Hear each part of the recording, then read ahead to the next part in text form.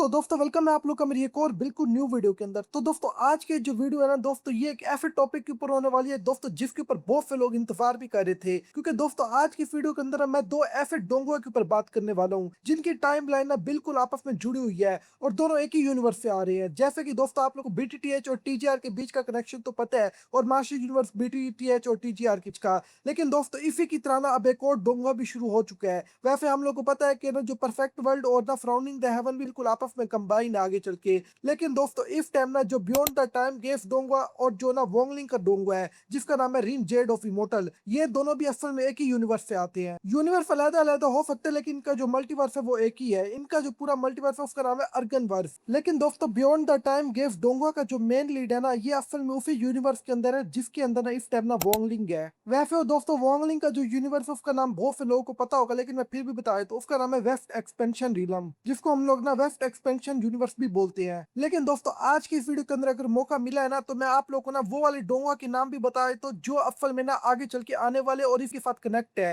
यानी रिन Z of immortal के साथ और ना बियॉन्ड द टाइम गेव के साथ। तो दोस्तों टोटल ऑथर ने ना ऐसे 6 डोंगा लिखे हैं या नोवेल लिखे हैं जो आपस में कनेक्ट है और इनकी स्टोरी एक के बाद एक चल रही है। जो पहला नोवेल लिखा है ना ऑथर ने, उसका नाम है प्योरेस्ट ऑफ ट्रूथ, और उसके अंदर हमारा जो मेन लीड है वो है फूमिंग, और उसके अंदर हमारा जो मेन लीड अपनी कल्टीवेशन पेथ को चुनता है ना वो होती है डेवल कल्टीवेशन पेथ। और इसके बाद सेकंड नंबर पे लिखा था रिन जेड ऑफ इमोर्टल जिसके अंदर मेन लीड वोंगलिंग है, और वोंगलिंग का कल्टीवेशन पेथ ना गॉडली कल्टीवेशन है। जाहिर सी बात है दोस्तों उसने डिवाइन पावर चुनी है। इसके बाद दोस्तों जो तीसरे नंबर पे ना उसने ना नोवेल लिखा था उसका नाम था I shall feel the haven. दोस्तों यकीन मानो ये बहुत ज्यादा इंपॉर्टेंट नोवेल है, आगे चल के मैं बताऊंगा ये बहुत ज्यादा इंपॉर्टेंट नोवेल क्यों है। इसके अंदर हमारा जो मेन लीड होता है उसका नाम होता है मिंग हाओ, और दोस्तों ये डीमन कल्टीवेशन चुनता है। इसके बाद जो चौथा नंबर है उसके ऊपर लिखा था व्हील ऑफ इटर्नल, तो दोस्तों इसके अंदर हमारा जो मेन लीड है वो है बाई फाउचुआन, और ये असल में ना इमोर्टल कल्टीवेशन का पेज चुनता है। इसके बाद दोस्तों जो पांचवें नंबर पे ना जो ऑथर ने ना नोवेल लिखा है उसका नाम है आ वर्ल्ड वर्दी प्रोटेक्टिंग। तो दोस्तों ये नोवेल भी दोस्तों सबसे ज्यादा मेन नोवेल में से एक है, यहाँ तक कि I shall feel the haven के बराबर का नोवेल है ये। ऐसा मैं क्यों बोल रहा हूँ, क्योंकि दोस्तों I shall feel the haven और आ वर्ल्ड वर्दी प्रोटेक्टिंग नोवेल,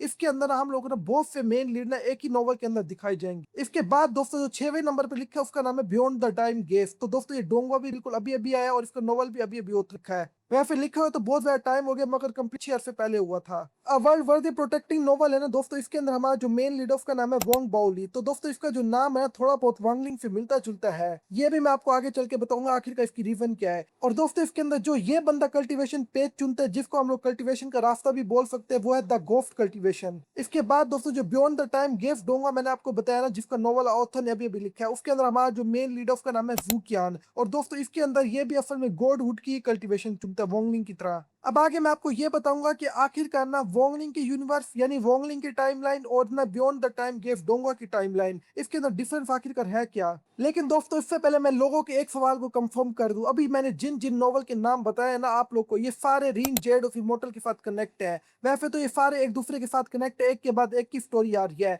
मगर इनके अंदर ना हम लोग को ना पिछले नॉवल के ना ईस्टर एग भी देखने को मिलते हैं और अगले नॉवल के भी। जैसे फॉल लैंड के बाद फॉल लैंड 1 2 3 4 आया ना, बिल्कुल ऑथर भी ऐसे कर रहे हैं इसके साथ, इनका भी एक अपना अलग यूनिवर्स बना रहा है। दोस्तों जो द वेस्ट एक्सपेंशन यूनिवर्स है ना उसके अंदर टोटल द 5 सुप्रीम है जो पूरे के पूरे वेस्ट एक्सपेंशन को ना रूल करते हैं एक तरीके से, और उनके अंदर वोंगलिंग हमारा मेन लीड एक है। दोस्तों रिन जेड ऑफ इमोर्टल का जो मेन लीड है ना वोंगलिंग, उसके पास एक ऐसा आर्टिफैक्ट है जिसको आप लोग बहुत ही अच्छे से जानते हो जिसका नाम है हेवनली डिफाइंड ब्रीड। दोस्तों ये कोई नॉर्मल आर्टिफैक्ट नहीं है, ये आप लोग को ना रिन जेड ऑफ इमोर्टल का डोंगा देख के ही पता लग गया होगा। और दोस्तों ये नॉर्मल होगा भी क्यों, क्योंकि दोस्तों इसको जिसने क्रिएट किया ना वो भी बंदा कोई आम बंदा नहीं था, वो असल में प्योरेस्ट ऑफ ट्रूथ डोंगो है ना, यानी उसका जो नोवेल है उसके अंदर जो मेन लीड है फूमिंग, उसने क्रिएट किया था। तो दोस्तों इससे हमें पता लगता है कि फूमिंग कितना ज्यादा पावरफुल है, जो असल में फर्स्ट नोवेल का मेन लीड है, और ये फिर तब जाके क्रिएट किया था जब ये अपने कल्टीवेशन की ना बिल्कुल हाई स्टेज के ऊपर था। तो उन भाई लोगों को भी अब आंसर मिल चुका होगा जो अक्सर पूछते रहते हैं हेवनली डिफाइंड ब्रीड ना आखिरकार किसने क्रिएट किया और आखिरकार ये चीज क्या है।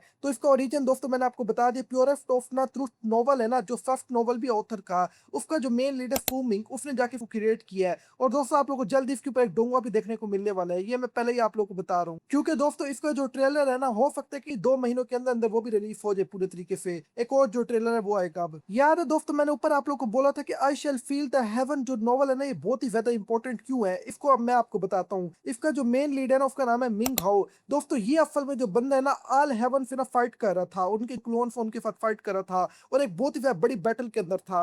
लेकिन उसी टाइम ना वहां अपना वोंगलिंग और फूमिंग आते हैं। वोंगलिंग रीन जेड ऑफ इमोर्टल का मेन लीड, और जो फूमिंग है द प्योरेस्ट ऑफ ट्रूथ जो नोवेल है उसका मेन लीड। क्योंकि दोस्तों फिल्म में ना इन दोनों का जो यूनिवर्स होता है वो बिल्कुल एक ही और सेम होता है। लेकिन दोस्तों ये जितने मैंने नॉवेल्स के मेन लीड बताया ना, ये असल में ना message in the bottle chain के साथ ना कनेक्ट होते हैं। अब बहुत से लोगों को नहीं पता होगा आखिर ये चीज क्या है, क्योंकि दोस्तों असल में ना जो हमारा जो ये बॉटल चेन है ना, ये शुरू ना एक मेन लीड से होती है जिसका नाम होता है मिंग हाओ। दोस्तों ये ना असल में ना एक ना बोतल है, उसको ना यूनिवर्स के अंदर थ्रो करता है, जिसके अंदर ना प्रोमेसरी नोट होता है, और वो जो बोतल होती है वो आगे चल के ना बाई वाओ चुआन के हाथ लग जाती है। जैसे आई शैल फील द हेवन नोवेल का जो मेन लीड है ना, वो इस बोतल को थ्रो करता है। वो यूनिवर्स में ट्रेवल करते करते ना बाई वाओ चुआन के हाथ जब लगती है ना, जो दोस्तों इस टाइम ना व्हील ऑफ इटर्नल का मेन लीड है, वो भी असल में ना इस बोतल के अंदर ना वो जो नोट है उसको उठाता है और उसको पढ़ता है। लेकिन दोस्तों वो ना उसके अंदर ना अपना भी एक नोट और ऐड करता है, जिसके अंदर ना वो किसी भी बंदे की ना जो कल्टीवेशन यानी एल्किस्ट है ना, उसको बिल्कुल बूस्ट करने का तरीका लिखता है और उसको वापस फिर ना उसी यूनिवर्स फ्लो के अंदर डाल देता है। और फिर आगे चल के वो जो बोतल होती है वो ना वांग बाओ ली के हाथ में लगती है, जो वर्ल्ड वर्दी प्रोटेक्टिंग नोवेल का मेन लीड है। और दोस्तों जब इसका डोंगा आएगा ना, आप लोग ना वो बोतल उसके हाथ में देखोगे, तो दोस्तों उसके अंदर ना जो पिछले 2 मेन लीड है ना, उनकी चीजें नोट्स वगैरह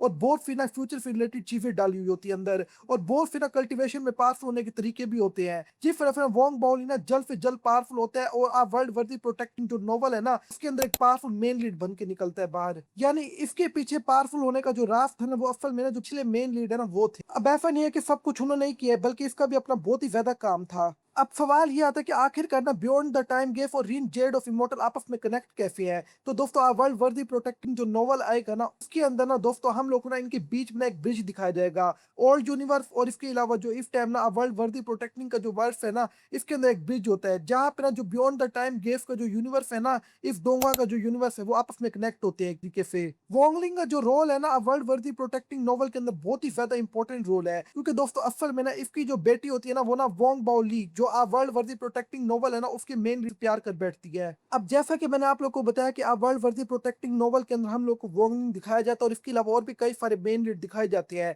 जब वर्ल्ड वर्दी प्रोटेक्टिंग नोवेल एंड हो जाते हैं ना, तब वो लोग ना एक और ऐसे बंदे को चेस करते हैं जिसके अंदर ना उनके साथ खड़े होने की ताकत है, और दोस्तों वो और कोई नहीं बल्कि वू क्यान होता है, जो बियॉन्ड द टाइम गेफ डोंगा का मेन लीड है और नोवेल का भी मेन लीड है। लेकिन दोस्तों इनकी जो टाइम लाइन है ना, उसके अंदर थोड़ा बहुत ट्विस्ट आता है, क्योंकि दोस्तों आप लोग को पता है कि जो यूनिवर्स है ना, उसका टाइम ना बिल्कुल बाकियों के साथ नहीं चलता, वो आगे पीछे हो जाता है। तो वर्ल्ड वर्दी प्रोटेक्टिव नोवेल की एंड की या बिल्कुल पहले की टाइम लाइन के अंदर ना जो बियॉन्ड द टाइम गेफ डोंगुआ का जो मेन लीड वू क्यान है ना, उसके टाइम लाइन सेट है। यहाँ तक कि दोस्तों ये वू क्यान और वोंगलिंग एक दूसरे के साथ नजर भी मिलाते हैं, और जो ये दोनों है ना उस वक्त ना बड़ी तोप बन चुके होते हैं, और दोनों को ना एक दूसरे की विफ्टन के बारे में बहुत ही ज्यादा अच्छे तरीके से पता होता है। क्योंकि दोस्तों असल में जो वोंगलिंग है वो पहले जाके गॉड बनता है, वर्ल्ड वर्दी प्रोटेक्टिंग का जो मेन लीडर है उससे पहले जाके गॉड बनता है। और जाहिर सी बात है जो गॉड्स होते हैं इनकी पोजीशन होती है, इस वजह से जब भी कोई दूसरा गॉड आता है ना, तो इनको पता लग जाता है कि एक और बंदा है वो गॉड बन के आया है। और दोस्तों जब वू कैन गॉड बनता है ना, तो इस टाइम ना जो वोंगलिंग है उसको ही पता लग जाता है। जोन से भाई लोग ना बियॉन्ड द टाइम गेफ डोंगा देख रहे हैं, उन लोगों ने ना उसके अंदर ना द पर्पल क्रिस्टल नाम से ना एक चीज देखी होगी।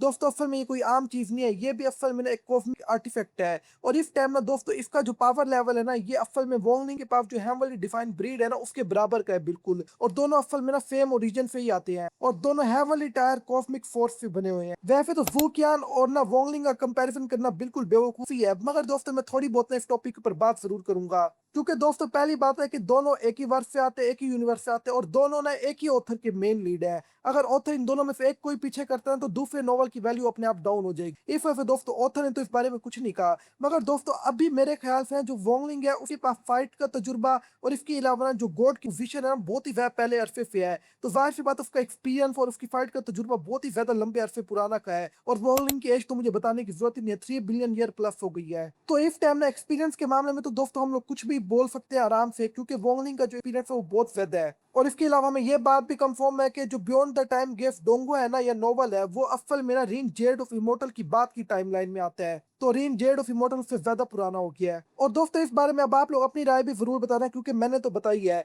लेकिन दोस्तों इसके अलावा मेरा आप लोगों से भी एक सवाल है, प्योरेस्ट ऑफ द ट्रुथ का जो मेन लीड है फूमिंग, वो ज्यादा पावरफुल हो सकता है या वोंगलिंग ज्यादा पावरफुल हो सकता है? क्योंकि दोस्तों वोंगलिंग के पास जो सबसे ज्यादा पावरफुल आर्टिफैक्ट है ना, उसको और किसी ने नहीं बल्कि फूमिंग नहीं बनाया है। लेकिन दोस्तों इसका कमेंट सेक्शन में आप लोग खुद आंसर करोगे। अगर ज्यादा कमेंट इस टॉपिक के ऊपर वीडियो बनाने को आए ना, तो दोस्तों मैं उसके ऊपर वीडियो भी जरूर बनाऊंगा। लेकिन दोस्तों अगर आप लोग ये जानना चाहते हो ना वोंगलिंग का सबसे ज्यादा पावरफुल अटैक कौन सा है, और इसके अलावा और मेनली सबसे ज्यादा पावरफुल अटैक्स के बारे में जानना चाहते हो, तो दोस्तों इस टॉपिक के ऊपर ही मैंने एक वीडियो बना के रखी हुई है। और वो जो वीडियो वो आप लोग इसी वीडियो के एंड स्क्रीन पे भी दिख रही होगी। अब मैं मिलता हूं आप लोगों से बिल्कुल एक और न्यू वीडियो के अंदर। तब तक के लिए आप लोग अपना अच्छे से ख्याल रखना।